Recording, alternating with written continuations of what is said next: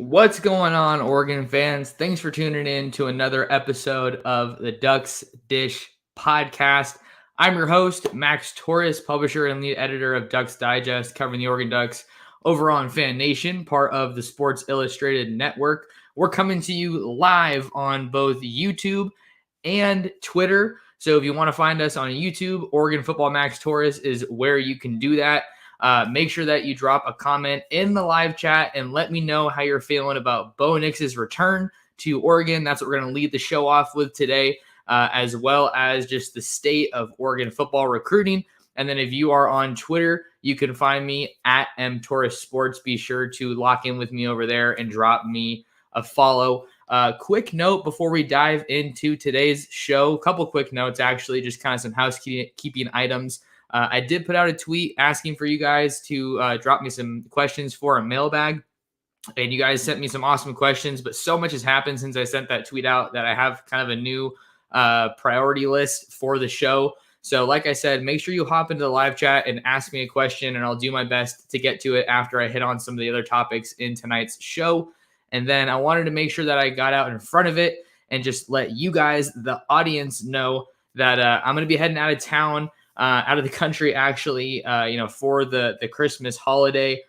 So I'm not really sure when I'm going to be able to do a podcast again. I might be able to do it during the trip, might not be able to, but we'll see. And then because of the time change with the early signing period, a lot of my news is probably going to be kind of wonky with the timing and might be pretty delayed. But I'm going to do my very best to try to juggle managing the enjoying the vacation and trying to keep up with the Ducks on the recruiting trail. But just ask that you, be patient with me and know that I'm doing my best to bring you guys that content and keep up to date with everything on the recruiting trail.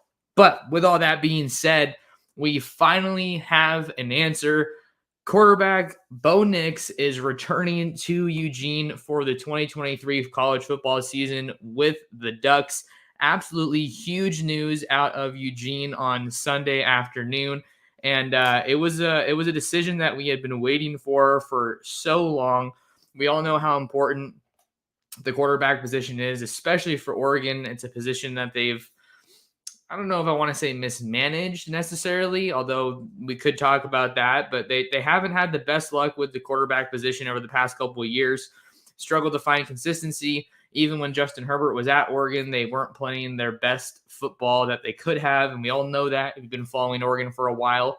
So Bo Nix's return to Oregon is massive, and I think that it kind of grew to be more expected over the past couple of weeks. There was some chatter that he was helping to recruit for Oregon even before making that decision, and then I remember after Trayshawn Holden, the Alabama wide receiver transfer, announced his commitment to Oregon, I saw someone had posted, well, would he have made that commitment if he didn't know who was going to be the quarterback for Oregon in 2023?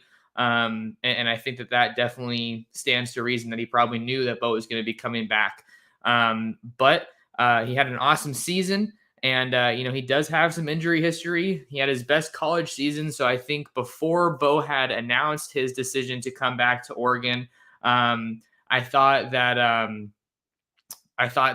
for a while, I thought that he was going to for sure leave. And that wasn't based on any intel. It was just kind of, tracking his college football career. Started off, okay at Auburn, obviously started on a high note for him and the Tigers beating Oregon in his debut in 2019, but kind of a rocky career at Auburn, kind of developed a reputation as a guy who had loads of playmaking ability, but really wasn't too good at taking care of the ball. And then he entered the transfer portal fresh off of, I believe it was an ankle injury or some kind of a foot injury that required surgery, cut his 2021 season short. And then he ended up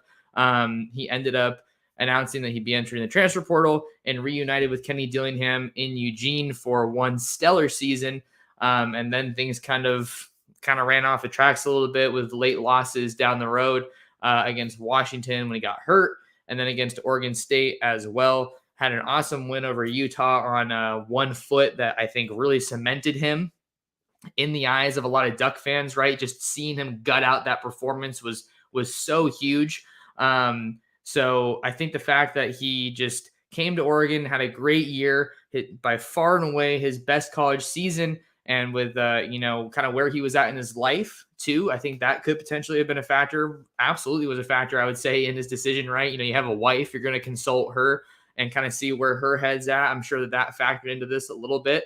But I think with Bo Nix coming back now, it's a huge win for Oregon, right? You have some stability for the first time in a while. You have some stability and continuity at the quarterback position.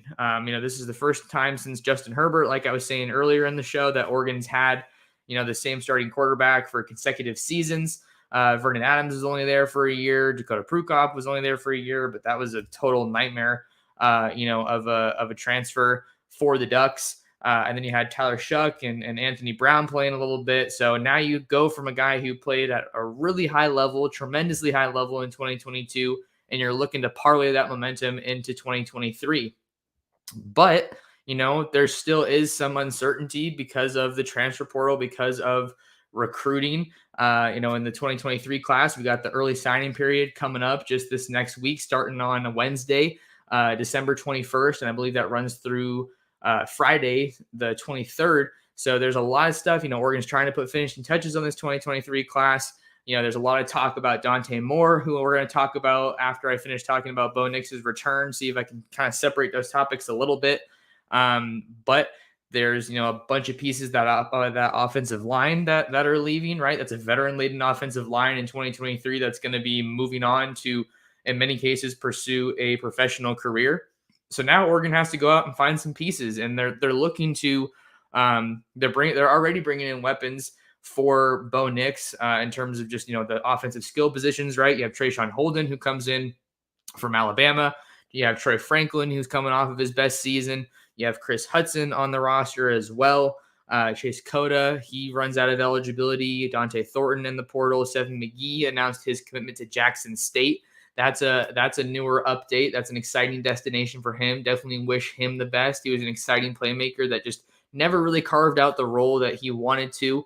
But I think that there is definitely an exciting time for Oregon with Bo Nix coming back.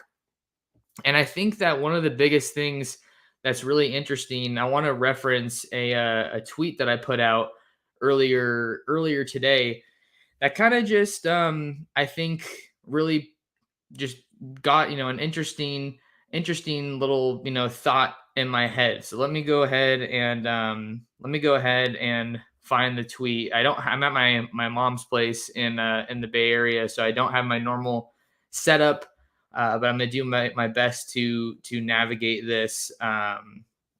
So here we go. So I tweeted earlier this afternoon. I said Bo Nix's return is great for Oregon in 2023. But one big question still looms over the program. Who's QB1 in 2024, and what does that room look like aside from Bo Nix? And I think that this is a very reasonable question to be asking, because right now you have two scholarship quarterbacks on the roster. You have Bo Nix and you have Ty Thompson. Jay Butterfield hit the transfer portal, and I think it's not a guarantee that Ty Thompson is going to be coming back for you in 2023. And I'm not trying to speculate on a transfer. I'm just saying it's not a for sure thing, right? He came to Oregon as a 5-star quarterback in the 2021 class, has now gone through two offensive coordinators, and now he's getting ready for his third with Will Stein. Hasn't really carved out a big role there for himself at Oregon. So I wouldn't be surprised if he were to elect to move on. So right now you only have two quarterbacks on your roster. And there was an interesting quote tweet that kind of, I think, can spark some interesting conversation. So let me go ahead and so this quote tweet was from I believe it was actually from Matrell McGraw, who is a former Oregon defensive back. He quoted the tweet and he said, quote, "It's time for y'all to correct your train of thought. Everyone is 1-year deal now. No team knows what their rooms will look like come fall camp, let alone 2024.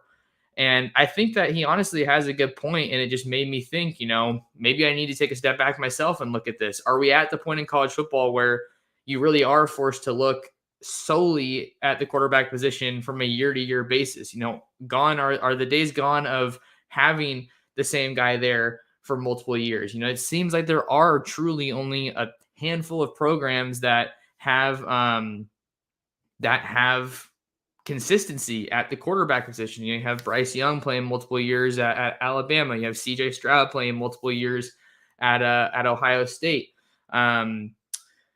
Who else can we talk about? You had Oklahoma, who had some really, really good, run of quarterbacks with Baker Mayfield, and then Jalen Hurts came in for a year. So I think it's just really interesting to look at the quarterback position because, you have NIL obviously being a factor more so than any other position in the country at the quarterback position, right? That's the most important position in the field. Those guys are going to command top dollar in the NIL space. So I think it's just an interesting thing to look at, but even if we are looking at only a year-to-year basis, let's say we are taking that approach, right?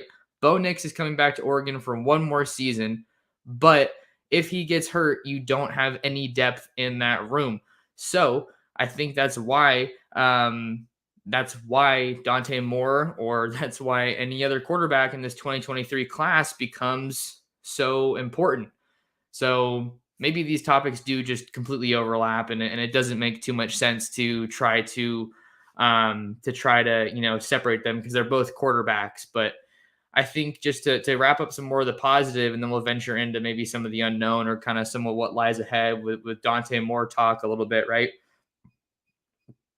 So with Bo Nix coming back, I think it obviously immediately raises the floor for Oregon's offense, right? Will Stein comes in for his first year as an offensive coordinator at Oregon, and he has a proven commodity. He has a quarterback who's played some really, really good football. He has a guy who's dual threat, who has grown as a decision maker. He's grown as a leader. There's so many times when I went onto social media and I saw people talking about, man, just look at how these guys on this Oregon team rally around Bo Nix, game after game, especially when he was hurt. And you saw examples of his leadership shining when Oregon was really in some tough games, down the stretch, and they were able to turn to Bo to get some big plays. So I think that you have obviously some security for that offense, which is awesome. That backfield is now going to have, Bucky Irving and Noah Whittington, Jordan James. And there's also Dante Dowdell in the 2023 recruiting class. And then you have more of those pieces coming together at wide receiver. Maliki Montevau entered the transfer portal. So that's an update at tight end, I think, since the last time that we spoke. Like I said, a lot of things happened since the last podcast that I recorded. Haven't been able to do these as often as I want to. So that's there's so many pluses for Bo coming back in the 2023 season. But because I cover recruiting, you're looking at roster management, you're looking at projections and getting to the future. So I think it's I think it is an easy question worth asking is, what do things look like in the future once Bo leaves? Because that now becomes not the biggest question, because the biggest question now becomes, who can they find to serve as the primary backup? Because I think most people can agree that Ty Thompson isn't necessarily where they need him to be at that point of having no drop off. So now we have to talk about Dante Moore, because Dante Moore is obviously the biggest recruit kind of in the Oregon recruiting scene right now. 5-star quarterback committed to Oregon back in July. Kenny Dillingham takes the Arizona State job as the offensive coordinator, coming from the Kenny Dillingham was the offensive coordinator at Oregon and the quarterbacks coach. And he was also obviously Dante Moore's main recruiter, and he was selling him on the offensive vision. You had a young guy, a young play caller that was going to be able to really utilize his ability. And his departure Kenny Dillingham's departure clearly created a very tangible, sizable opening for other schools to come in and try to capitalize, or at least, give him a call and say, hey, Dante, you want to come out and take a visit, give us a look, hear us out. There was some chatter about Ohio State being one of those schools because they lost Brock Glenn to Florida State, but they ultimately flipped the Washington quarterback commit out of the state of South Dakota. So they found their quarterback, and then UCLA with Dorian Thompson-Robinson going to the NFL, they have a wide open quarterback battle. But Bo coming back, if early playing time is something that's of the utmost important for Dante Moore. I just wanted to put it out there that I haven't talked to Dante Moore, so a lot of this is just going off of reading the tea leaves and previous interviews he's done and whatnot. But if playing right away is something that is of the utmost importance for Dante Moore, he's not going to be able to do it at Oregon. Because Bo Nix is coming back and, figures to be the, starter for this 2023 season. But, you have a much clearer path to playing time if Dante Moore were to go to UCLA. And, I did a little bit of digging and based on some of the people that I've talked to, it does look like, UCLA is in a really, really good spot here. And, it wouldn't surprise me right now if Dante Moore were to flip to UCLA. That's kind of just what I'm operating on, what I've been operating on since, this morning. Since I talked to one of my sources, that source was more so connected to UCLA in this regard. So that's not an Oregon source. I want to make sure I put that out there, that, the source I was talking to was a little bit more so connected to UCLA, but anything can happen, and you got to wait to see what happens between now and Wednesday, because it does look like Dante is going to be an early signee, early enrollee guy, as you would expect with the quarterback position. So where would Oregon go in the case that Dante Moore were to flip to UCLA? I think there's a couple scenarios here, right? Where would Oregon go if they were to lose Dante Moore to UCLA? I think the first option is one that's really tough. And I think the first option is you go after another 2023 high school quarterback that is more than likely committed somewhere else. Given the timeline, that is really, really difficult. So maybe that's not the most plausible one, but that's kind of just the first one that maybe comes to mind. And then the next one, obviously, is the transfer portal, because you have ready-made guys that are not ready-made. That's the wrong word to use. You have guys that are proven. You have proven guys at the college level. Many of them, in almost all cases, have started at their previous stops, and they're capable of coming in and giving you some immediate depth because they've played snaps at the college level. Some people were talking about DJ Uiagalelei, and with Mateo having his younger brother having Oregon in his top three, maybe they're a little bit of a package deal. But with a guy like DJU, you're not going to be able to get him to Oregon because the path to playing time is incredibly difficult because Bo's coming back now. So I think even though the uncertainty with Dante Moore, and obviously it looks like things are very much trending towards UCLA, that's not where Oregon wants to be. At least Bo has made his decision, and they have some clarity regarding that, that picture.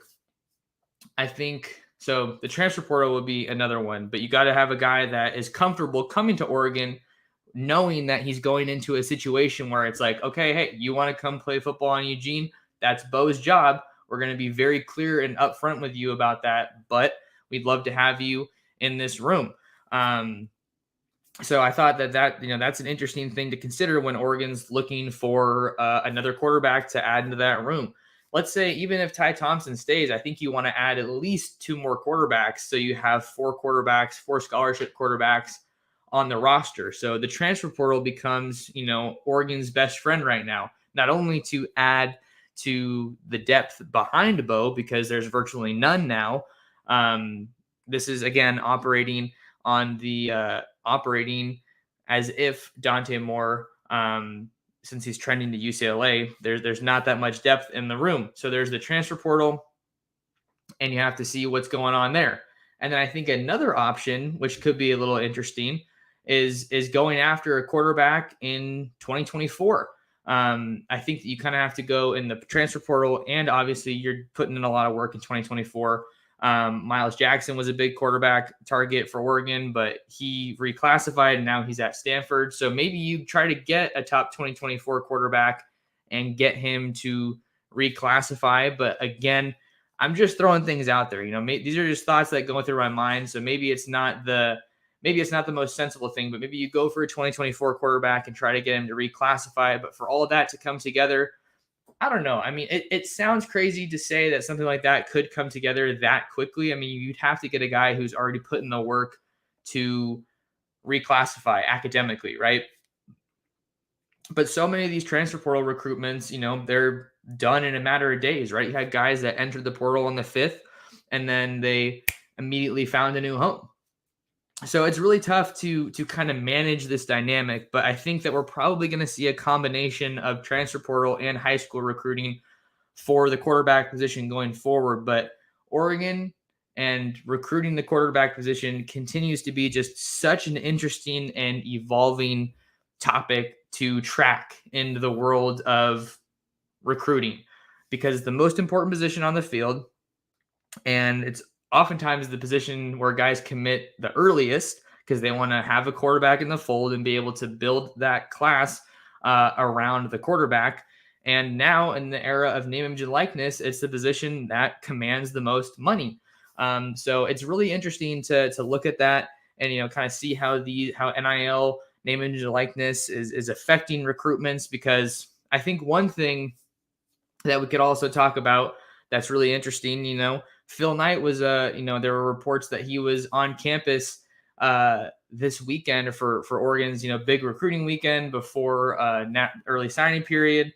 I'd be curious to see what you guys think, but I think one interesting topic is Oregon doesn't have as deep as pockets as I think a lot of fans think they do, just because of the Nike connection certainly helps, but I don't think that Oregon can compete when it comes to financial resources with some of these SEC schools that have old money, with some of these schools in Texas that have quite literally oil money. So I'm not trying to come off as pessimistic at all, but I'm a journalist and I'm trying to give my take, and I work as much as I can to form a good opinion, and I want to share it with you guys and just let you know kind of what's going through my head and all these different factors that come into recruiting. So while the Nike connection is awesome, Oregon is Nike U, and everybody, whenever I feel like Oregon is going through any kind of hardship when it comes to football or football recruiting, they're saying, okay, just have Uncle Phil, write another check and try to fix things that way. I don't think that is ultimately the way to go. Not the way to go, but that it doesn't get you as far as I think you want to. So it's an interesting point.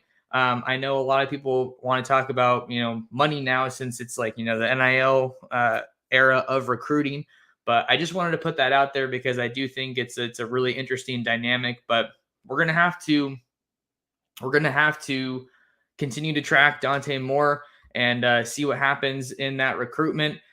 But, from what I've been able to gather, it does seem like he is definitely trending towards UCLA. I know a lot of the biggest names in the recruiting industry have been reporting that, but I'm doing what I can to follow up things on my own and, try to develop and continue to strengthen my, reputation as a journalist. So that's a little bit of what I have to share, is that it does look like, things are trending that way. So just wanted to talk about that. But we have, maybe we can switch up the tone a little bit and talk about some more positive news, because Oregon did get a new commitment over the weekend. And that was when that is when former Alabama cornerback Khyree Jackson announced his commitment to the Ducks, committing to Oregon over Kentucky this weekend on Sunday. And that was a big development for Oregon, right? This is a guy that fills a major position of need. He was on campus before making his ultimate commitment. Played 2 seasons at Alabama, where he didn't rack up a ton of stats, 14 tackles and 2 passes defended rather. And it looks like he has 1 season of eligibility remaining. He was at 2 separate junior colleges before going to Alabama. Just to kind of give you a little bit of background on where Kyrie Jackson has been. He was at Dr. Henry Wise High School in Maryland, and then he went to Fort Scott Community College, and then he went to East Mississippi Community College before going to Alabama. So it looks like he has 1 year of eligibility remaining. And I want to talk a little bit about his on-field impact, because that's obviously something that you want to be looking for. And I'm trying to get better at, evaluating film and getting better at the X's and O's and telling you guys what guys are bringing to the table from an on-field standpoint. But I wasn't terribly familiar with Kyrie Jackson, so I hit up one of our guys, Joey Blackwell, at Bama Central. You guys know I'm running the Oregon site for Fan Nation Sports Illustrated, and he is helping out with the Alabama site. And here's what he said about Kyrie Jackson. He said, the majority of his experience is as a zone corner, but would likely excel in press man coverage if given the opportunity. Jackson shows great patience in man coverage, displaying confidence, speed, and athleticism. Great timing when making plays on the ball, and also possesses willingness as a tackler, which is something that you want at cornerback. He's physical, allowing him to succeed in space and give him enough versatility and speed to potentially play safety if the need arises. So maybe you have a little bit of versatility there when it comes to Kyrie Jackson. But obviously, he's a position of need with Christian Gonzalez going to the NFL draft. You absolutely needed to add some more talent and some more proven experience to that room. You have guys at cornerback like Dante Manning, Triquez Bridges, Jaleel Florence, Avante Dickerson, Darren Barkins, names like that. But and then they're also looking at more guys in the 2023 recruiting class at cornerback. There's some predictions coming in that right after, pretty much coinciding with Kyrie Jackson's commitment to Oregon, there were predictions coming in. Crystal balls coming in for Caleb Presley, a 2023 Oregon cornerback commit, to flip his commitment to Washington. And that was ultimately a late push by the Huskies. The Huskies are the hometown school, and they did beat Oregon this year in the rivalry. And I'm not saying if Oregon were to lose Caleb Presley that would be the reason, but obviously you gain a significant amount of recruiting momentum when you can beat your rival. But the Ducks also have Cole Martin in the 2023 recruiting class. They're working to hold off a late push from Louisville in that recruitment. You also have Colin Gill out of the DC area coming in that 2023 class. I think he has some versatility from a positional standpoint.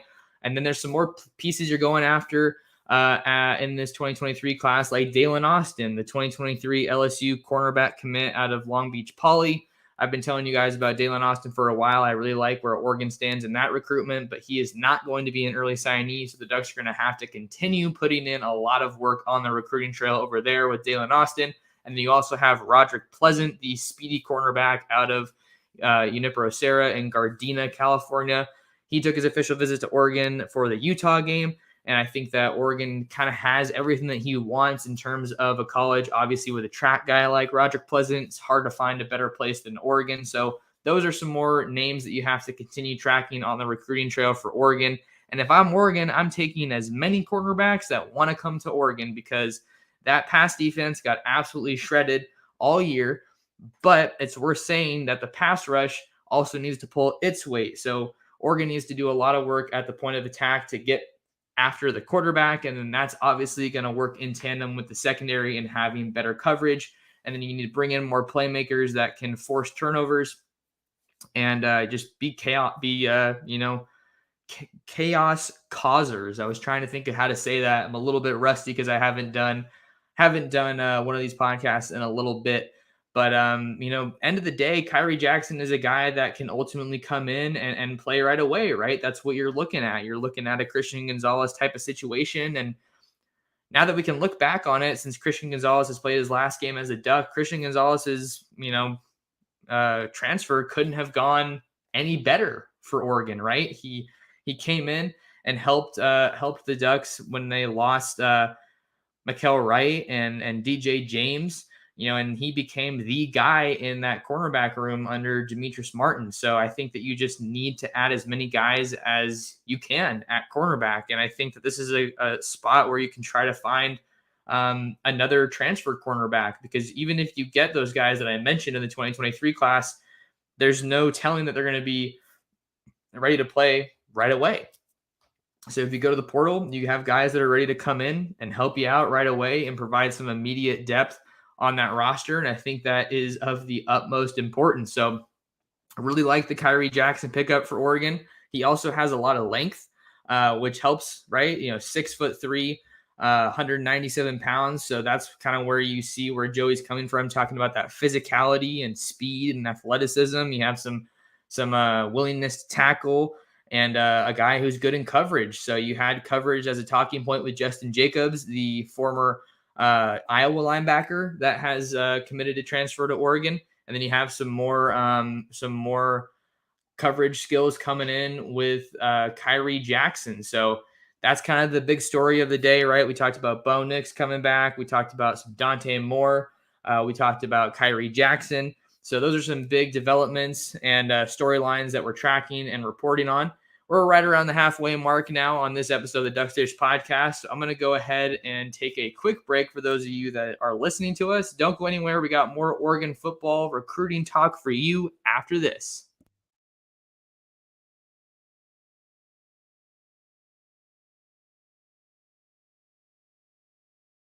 All right, welcome back to the Ducks Dish podcast. I'm your host, Max Torres. We got 92 folks in here on YouTube. So big shout out to you guys if you are watching live on YouTube. Greatly appreciate your support. And while we're at it, just wanted to ask you guys, take a quick second out of your day and hit that like button for me. Make sure you're liking the video and subscribe to the channel if you haven't already. That is a tremendous help. And then shout out to everyone who's watching on Twitter as well. So a couple more topics I want to get into, and then I will get to hopefully get some comments or questions if you guys have them in the live chat. Reminder that you can kind of jump to the front of the line with your question if you want to donate and support the channel with a super chat. All right, so let's keep talking about some Oregon football recruiting. It's about 9 o'clock here on the West Coast. But we are going to go ahead and keep ramping it up and talking about some Oregon football recruiting, because you guys know I'm always here for it. One of the bigger developments kind of to come out of the weekend, I think it was late Thursday night, maybe it was Friday morning, but I'm thinking it was late Thursday night. Jurion Dickey, Oregon's 5-star wide receiver commit in the 2023 class, tweeted a video that he had arrived on campus for a visit. I actually don't know if it was an official visit, but he got out to Eugene for a visit. So Jurion Dickey in Eugene, and that was a huge development. You know, I had talked to him late October, and he told me that a couple of big name schools were still pretty active in his recruitment, you know, still pursuing him. Schools like Tennessee, schools like Penn State, schools like Texas A&M, you know, and those are all schools that we know can be competitive in the NIL landscape, NIL era of football, right? You know, you had all the back and forth about Jimbo Fisher's 2022 recruiting class, which was just loaded with talent, and then they had a horrible year, but they're still competitive when it comes to recruiting. You know, and credit to Jimbo Fisher, he's a good recruiter as well. But we kind of know how Texas A&M is a school that can be competitive in the NIL landscape. So for Oregon to get Jurion Dickey back on campus was absolutely huge, because when I talked to Jurion, he was saying that it wasn't looking like he was going to sign early. And then in the weeks since that interview I had with him in the Bay Area, he talked to Chad Simmons. And I think the quote that stood out is he was saying he was 50-50 about signing early or not with the Ducks. So you get Jurion Dickey back on campus for a visit, and that gives you a great opportunity with a bunch of other commits on campus as well, to try to seal the deal and really just, you know, get this recruitment wrapped up. That, hey, Jurion, you know, we're happy you're on board. You have Bo Nix. There's Bo Nix news of him coming back for the 2023 season. So maybe if they're able to parlay that into some momentum with Jurion Dickey to get him to maybe sign his letter of intent on Wednesday and just, you know, wrap up that recruitment, that would be absolutely huge for Oregon, because there's been a lot of talk, like we just said, about Dante Moore and, you know, some speculation about him flipping to UCLA. And then you think, okay, well, what would that mean for Jurion? You know, the number 2 rated recruit and the 5-star prospect in the 2023 recruiting class for Oregon. So if you can get him locked in, I think that would be absolutely huge. So I think that was one of the bigger visitors for the weekend for Oregon with Jurion. And, you know, until he signs and you have other schools that are still in the picture, that's a fight you're going to be in. So I think, getting him on campus, like I said, is huge. And then we'll have to continue tracking that recruitment and see if he ultimately decides to sign or not. And, that's a recruitment that is also coupled closely with Ashton Kozart, right? Because he's the other wide receiver commit that the Ducks have in the 2023 recruiting class, dynamic duo type of a deal. And then the Ducks also missed out on Trech Kekahuna. Yesterday, he announced his commitment to Arizona, and then Jeremy Bernard, the former Michigan State wide receiver, reunited with Washington in a very fascinating turn of events. I thought that Oregon was really in a good spot to potentially add him to their 2023 recruiting class. But like I've said before, recruiting is far from a perfect science. So, that's what I have on Jurion Dickey. Definitely one of the more interesting recruitments, seeing that Oregon is still fighting to, you still got to recruit guys, even if they're committed, until they sign on that dotted line. And then, as we know, with the era of transfer portal, you have to recruit guys even when they're already on your team and they're already playing for you. So it is a wild time. The next recruit I want to talk about is Jaden Lamar, because Oregon is pushing very hard to flip 2023 Notre Dame running back commit Jaden Lamar from Lake Stevens, Washington. This is a name that has been on Oregon's radar for quite a bit.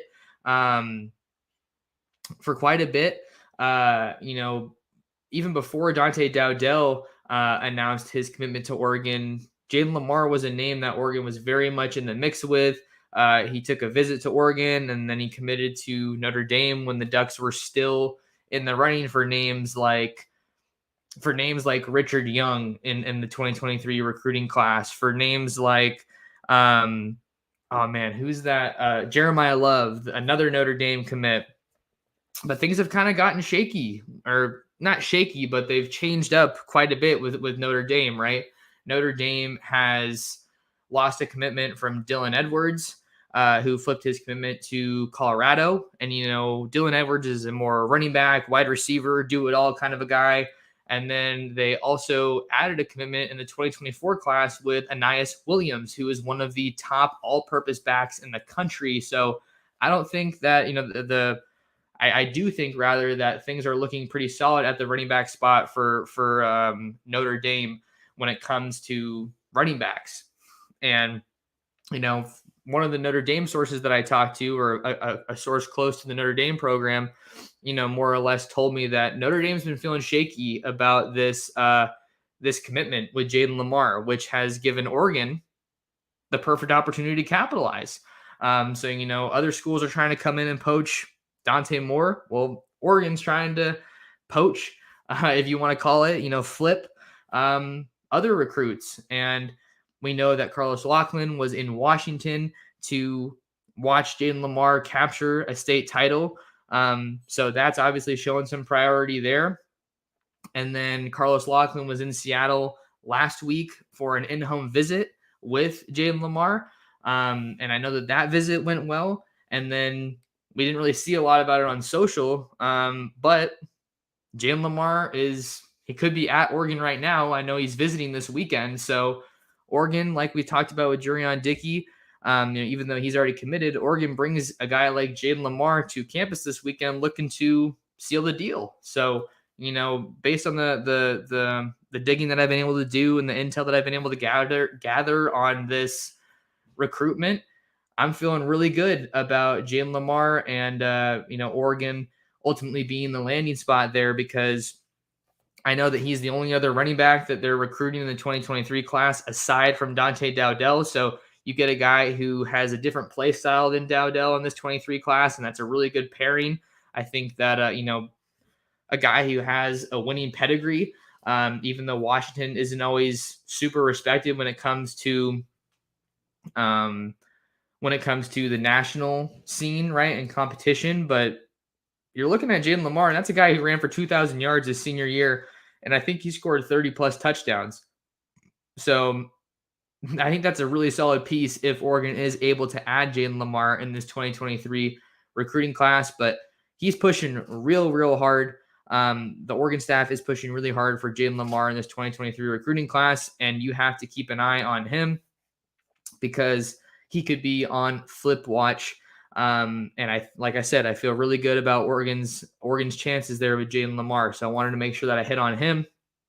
A couple other names that I'm going to hit on and then try to get some of these comments. Ashton Porter, the 2023 defensive lineman out of Texas, is on campus for his Oregon official visit over the weekend.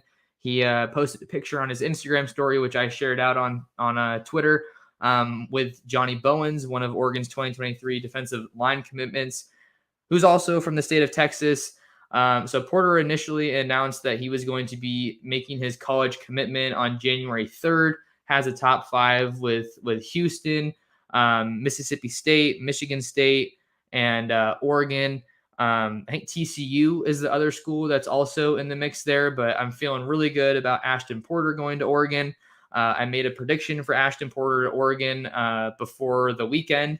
So getting him on campus was definitely big for the Ducks, and they're definitely looking to wrap that one up and maybe parlay that into some more momentum as we enter the week of the early signing period. So keep an eye on Ashton Porter and we'll see what's going on with that recruitment, but feeling great about Oregon's chances there as of right now.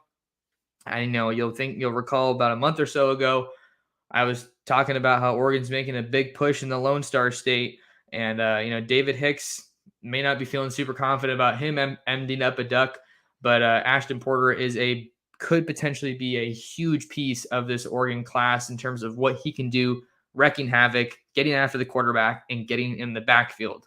Another guy we have to talk about, 5-star Iowa offensive line commit, Caden Proctor. His mom posted a picture on social media of the in-home visit with the coaching staff. So obviously Oregon is doing everything they can to flip the Iowa commit. I think I was talking a little bit, maybe I didn't, but when he took his official visit to Oregon for the Washington game, it really looked like things were trending towards him flipping from Iowa to Oregon that weekend. But as we know, Oregon lost that game.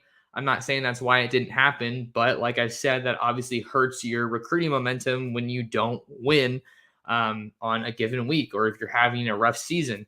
But luckily for Oregon, they haven't had a whole lot of losses this year. But I bring that up to say that it looked like Oregon was going to flip Caden Proctor that weekend, and then they've since gone in-home for a visit. And then a newer development is that Caden Proctor is on campus or was on campus, depending on when he's leaving, in Tuscaloosa for a visit with Alabama and the Crimson Tide. And if you followed this recruitment for a while, you know that this was originally down to a final 2 of Iowa and Alabama. After all of these big name programs were in the running, pursuing Proctor, he said, hey, I'm going to slow it down and just choose between Alabama and Iowa. And Oregon never stopped in that recruitment, but we know how hard it is when Nick Saban and that staff gets guys on campus. They know what they're doing when it comes to recruiting. So that's an update on Caden Proctor. Alabama is very much in the picture now. I'm not sure on a timeline for Proctor, but since he's already committed, I would assume he wants to have this thing wrapped up during the early signing period. Last guy I want to talk about, Solomon Davis, the 2023 athlete out of Charter Oaks. He is a defensive back target for Oregon in the 2023 recruiting class, and he is someone that I have made a prediction for Oregon to land. I'm still feeling good about that pick, but this is an interesting development that he is visiting Stanford this weekend because it looked like the original plan was for him to take a visit to Notre Dame of the official variety, but now he's on campus at Stanford. And another big recruit that is on campus for Stanford is their newly minted 2023 quarterback commit, Miles Jackson. I'm told that those two have a very close relationship. So I still feel good right now on Sunday evening, December 18th, about Solomon Davis and Oregon. But seeing that he pivoted a little bit and went to Stanford, I think is a notable update that's worth tracking. And then that relationship with Miles Jackson. We know that Troy Taylor was recently named the new head coach at Stanford after David Shaw resigned.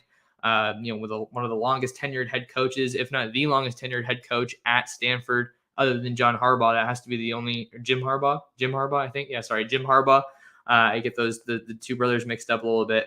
So that was just an update that I thought was worth touching on. But I'm going to see if I can go through and scroll back through some of these comments and get to some of these questions, because I want to see what's on your guys' mind and what you guys want to ask. So I'll see if I can get some of these comments and see what people have to say. Miguel says, I'm excited for Bo returning. Randy says, Bo coming back will help with recruiting.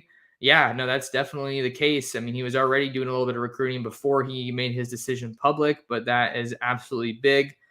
We have a comment from Endomoli saying, I met Bo just last Thursday. I told him Eugene loves you. I like to think that I helped him in his decision. Yeah, that was definitely all you. Johnny says he's got some dancing emojis for Bo coming back. We got Austin in the chat. Austin says, I'm so hyped for Bo to be back. First being live too, Max. Love your stuff. What's up, Austin? Thanks for tuning in. We got Mikey G here. Yeah, so that's absolutely big. We have another comment from Obi1, and he says, I'd take a seasoned Bo Nix over a freshman Dante Moore every day. Yeah, and I think that I'm kind of in the same boat, but you also, it's interesting to see, well, if Oregon is able to hang on to Dante Moore, how much would he be able to push Bo for the starting job? What would that competition look like, since Bo has already had so much success at Oregon versus a guy who you need to develop and, isn't ready to start necessarily right away. But this is a guy, Dante Moore. Here's a guy, right? Sounding like Chris Collinsworth. This is a guy, Dante Moore is a guy that is the #1 recruit in America, according to SI American. And he's a guy that was named the Elite 11 MVP. So absolutely huge. So I think that that's big to just kind of track we don't really know what that quarterback competition would look like. So we'll have to see if he ultimately, hangs on. But I think that's one of this comment kind of lends itself to the dynamic of quarterback recruiting now in the era of the transfer portal. I think a lot of programs are going to be placing an emphasis and a priority in some cases on transfer quarterbacks rather than high school quarterbacks, because you have guys that are ready to go. So it's definitely an interesting deal, and quarterback is the most important position. So it's just a complicated deal. How is quarterback recruiting going to look different in another year? Is it going to be even more heavily contested? Is it going to be even more drama filled? Because we're seeing guys, making commitments.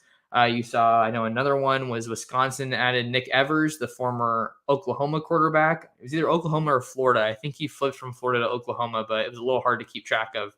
But that's a big addition, and maybe one that flies under the radar. All right.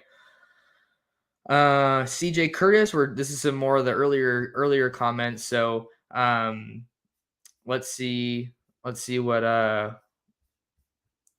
CJ said. CJ said, I think it's gutsy for him to come back with a much less experienced O-line and the play caller he had so much synergy with. If he struggles or regresses, he'll have much less chance to get drafted. Yeah, I mean that's a risk you're taking if you're Bo Nix, right? Or if you're Oregon. You had all that good chemistry and synergy with Kenny Dillingham, and then now you're kind of hoping to, I don't want to say capture lightning in a bottle twice, but you're hoping that, you can bring in another young play caller who has a lot of momentum after his strong season at UTSA with the Roadrunners, and you're hoping that he gels well with Bo Nix in his second year at Oregon. But Oregon's going to have to go to the portal now, I think. You have some good pieces for the offensive line already on the roster with guys like Josh Connerly coming back. We have to see what happens with Stephen Jones. Jackson Powers Johnson is a solid piece, that offensive line that's coming back. Marcus Harper. But Oregon is actively, going after guys in the transfer portal, right? You had a Johnny Cornelius, the Rhode Island transfer. He's a guy who visited Oregon, also visited Nebraska, but he is the pretty much the most highly coveted offensive lineman in the transfer portal right now. So he's been out to Nebraska. He's been out to Oregon. This weekend, he's out in Knoxville at Tennessee. Just a couple days ago, got offered from Ohio State. And there's just so many schools that are in this recruitment. And then you had another offer for Oregon go out to Jeremiah Byers, who is reportedly visiting Oregon this weekend, the UTEP transfer offensive lineman who has 2 years of eligibility remaining. So Oregon's doing their homework, and they're bringing these guys in, and they're offering them out of the transfer portal, and they're doing what they can, and they're trying to add some of those pieces because they know that they're going to have to try to deal with this. They're going to have to deal with, they're not going to try to, they have to deal with this, kind of more or less exodus of offensive linemen, because that was such a veteran-laden group. TJ Bass is going, Alex Forsyth is going, Sala is going, Ryan Walk.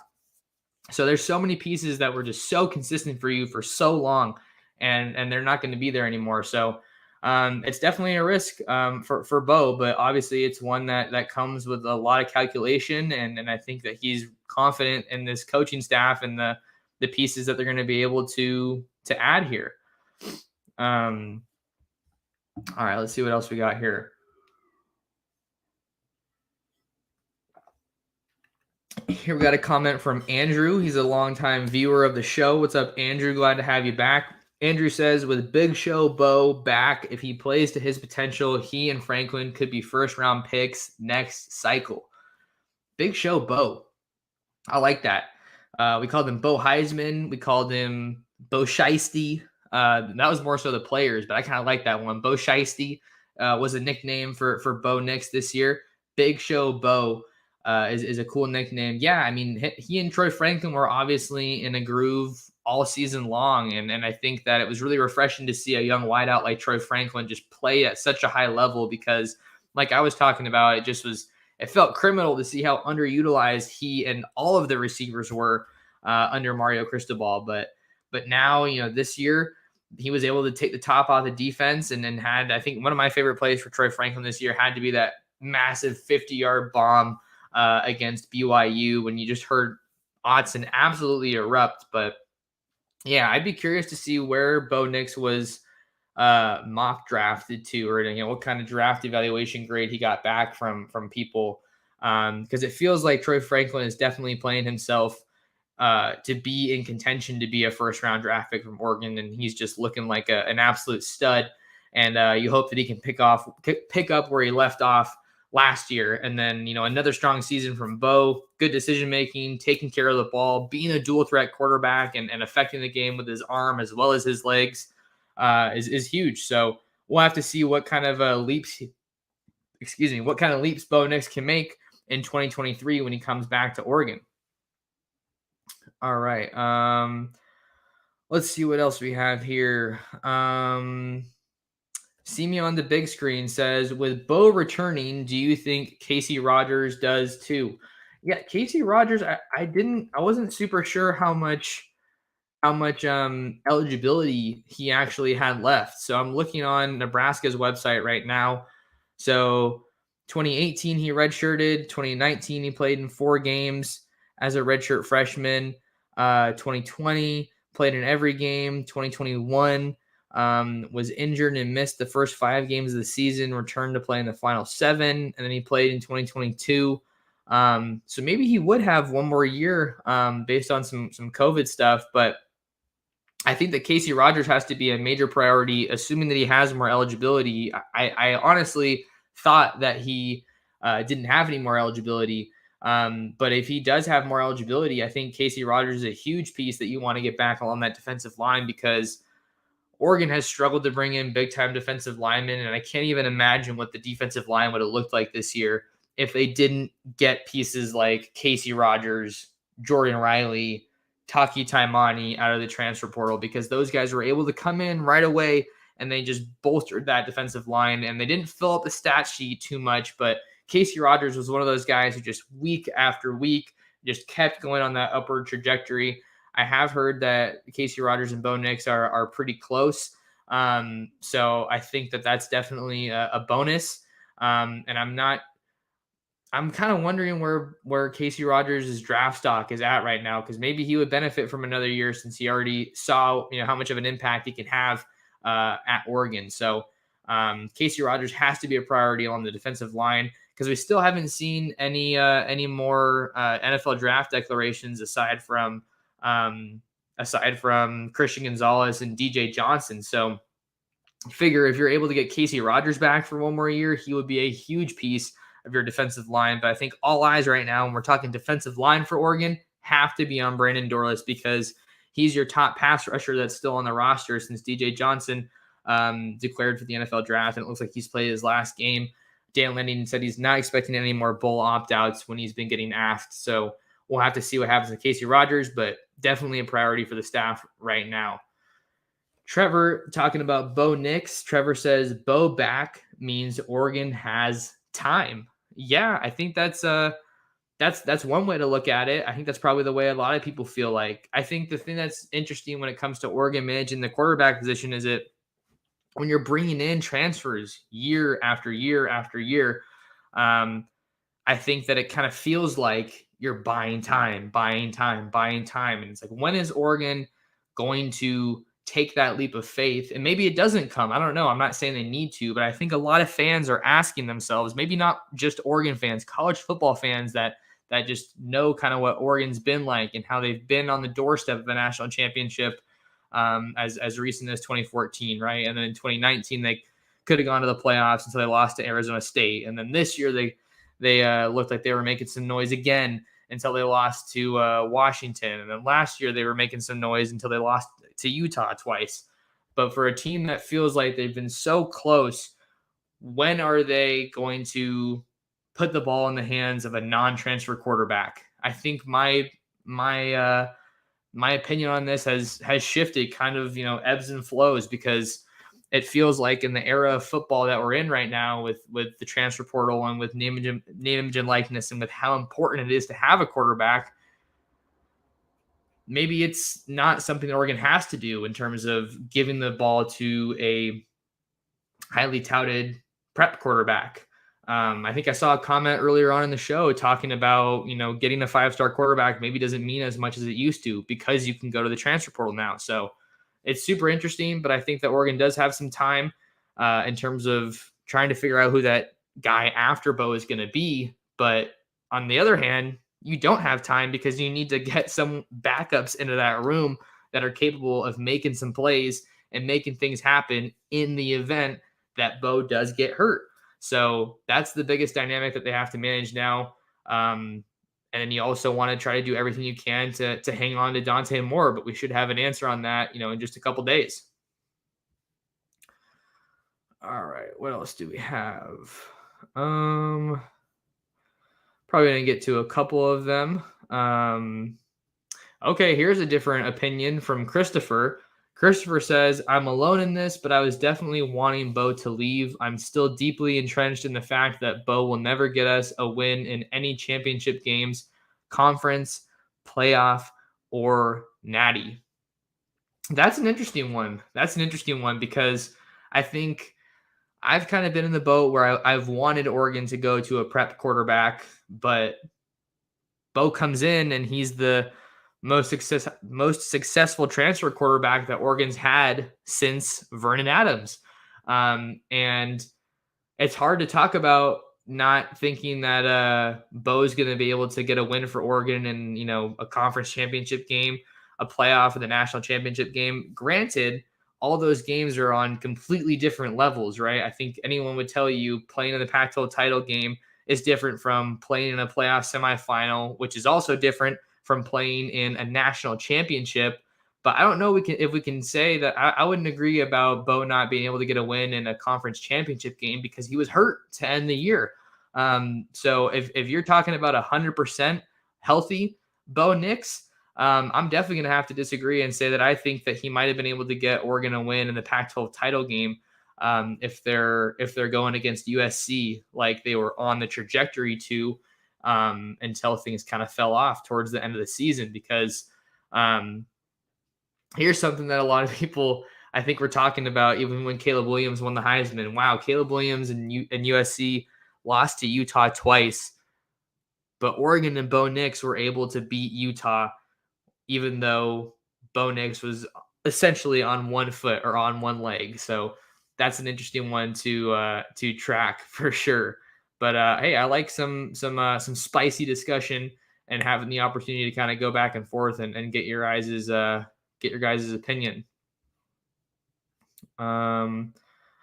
Brady says Bo is exciting to have back. We still need a defense. Yeah, I mean, that was one thing with Oregon that I feel like was kind of just something that I was thinking about. You have this awesome offense that is racking up points, but if you don't have a defense that can slam the door on some of these other teams and come away with key takeaways and come away with big stops, it's a piece of the puzzle that a lot of these championship teams and championship winning programs ultimately have, and Oregon just wasn't there this year.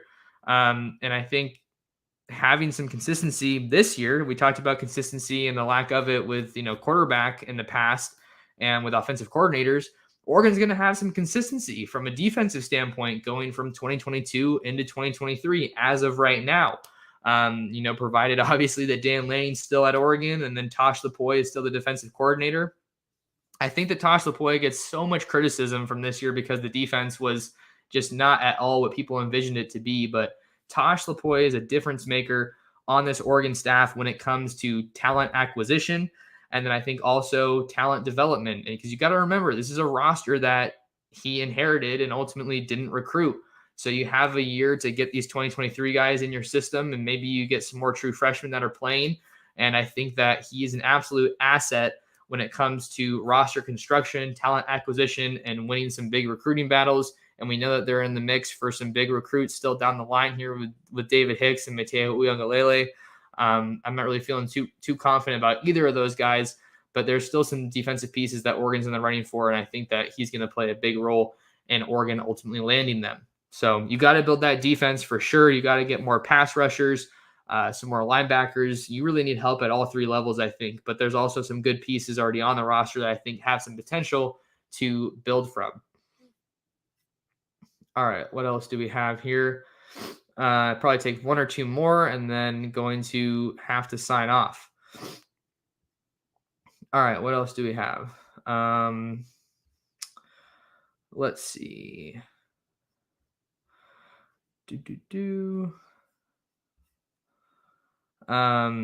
Randy has a good point here saying the second wave of the portal, we should be able to get some defensive players. That's another thing we have to monitor is after the bowl game for Oregon and every other team across the country, after the bowl game, we will have probably another wave of transfer portal departures and transfer portal additions for every school across the country. So I think it's kind of ebbs and flows, and Oregon has been able to capitalize with Trayshawn Holden, Justin Jacobs, and Khyree Jackson.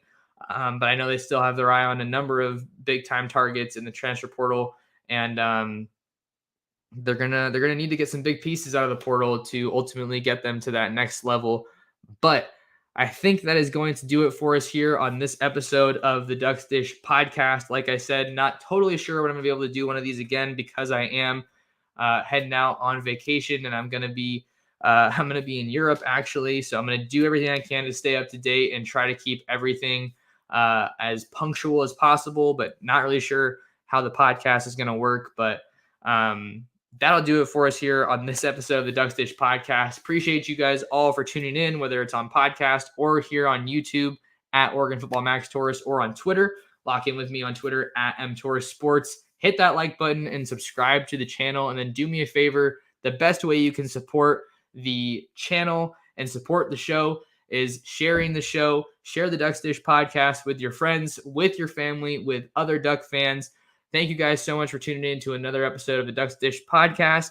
Until next time, this has been the Ducks Dish podcast.